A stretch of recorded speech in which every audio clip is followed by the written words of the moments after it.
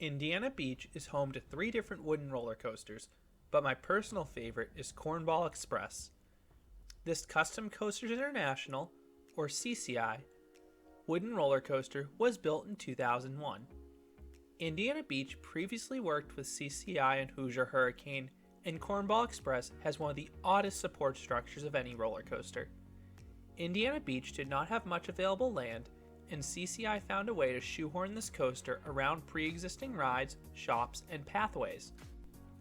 This is why you'll find supports such as the steel lattice supporting Cornball Express's third drop, or the fact Cornball Express shares some of the same support structure as Hoosier Hurricane. Cornball Express's biggest strength are the trains you ride in.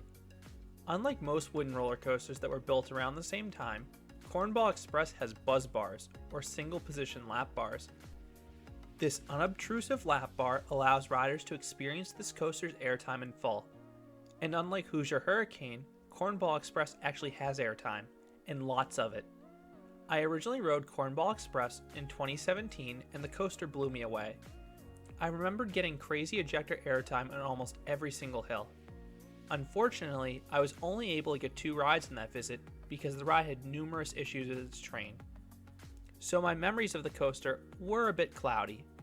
I was fearful I would never get to re-ride Cornball Express after Indiana Beach announced it was closing in February, but once Gene Staples saved the park, I knew I had to get back to Indiana Beach, most importantly to ride Cornball Express again.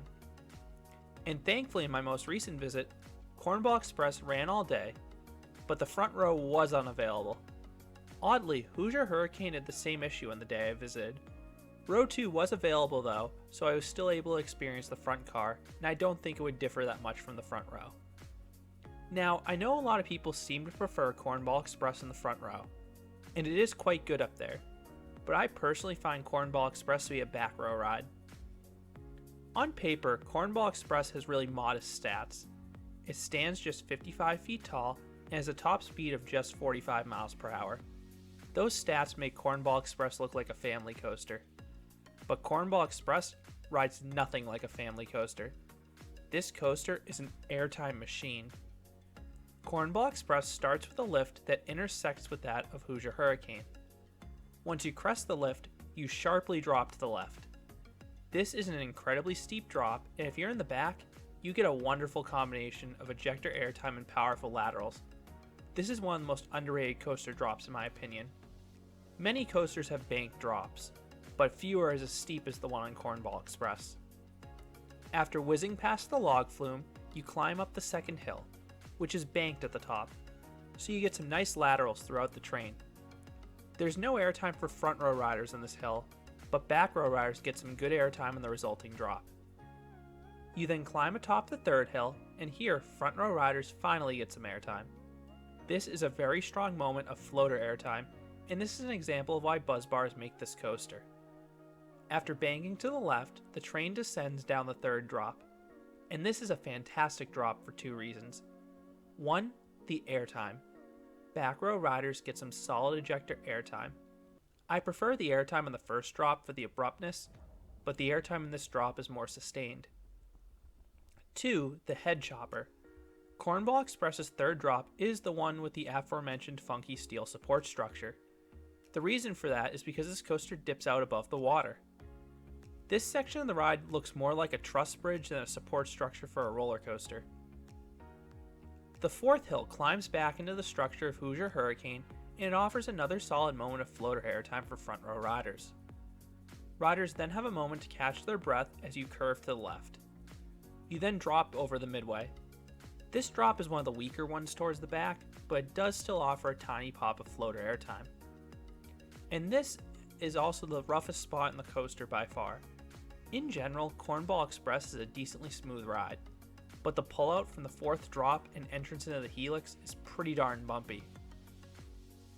This is followed by the aforementioned helix, and it's at this point that I realized Cornball Express had lost a lot of speed.